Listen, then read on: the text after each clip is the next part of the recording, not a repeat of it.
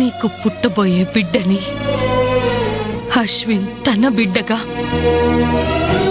అంగీకరిస్తాడు.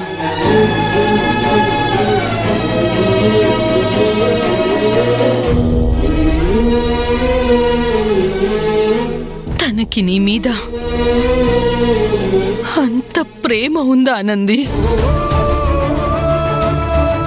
ఆలోచించుకో.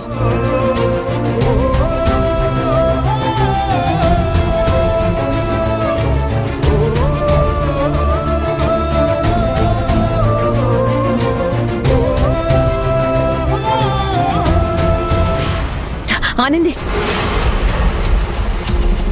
వార్డెన్తో నువ్వు మాట్లాడుకున్న మాటలు బట్టి చూస్తే మీ ఇద్దరూ అశ్విన్ వాళ్ళ ఇంటికి వెళ్ళొస్తున్నారని అర్థమైంది. ఏం జరిగింది అక్కడ? విన్నావు కదా? అశ్విన్కి వేరే అమ్మాయిని చూసి పెళ్లి చేయమని చెప్పావా? అవును. నీకేమైనా మెంటలా? ఇది నా సొంత విషయం. కావచ్చు, కానీ దీంతో మహేష్ లైఫ్ లింక్ అయ్యుంది. నువ్వు అశ్విన్ని పెళ్లి చేసుకుంటేనే మహేష్ మైండ్ టోటల్గా క్లియర్ అవుతుంది.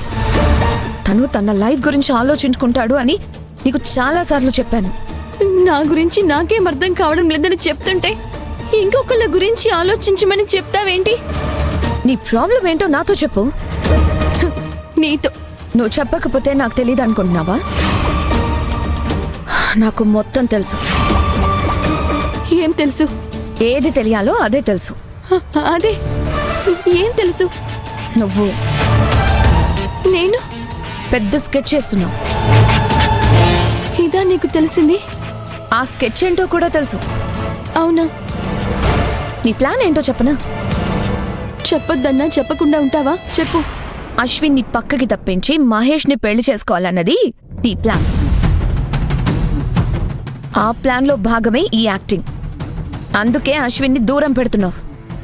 అశ్విన్కి ఇంకో అమ్మాయితో పెళ్లి చేయమని చెప్పొచ్చావు. అవును, అశ్విన్ని ప్రేమించడం అంతా అబద్ధమా? అదంతా నటన. మహేష్ మీద కూడా ప్రేమ కాదు,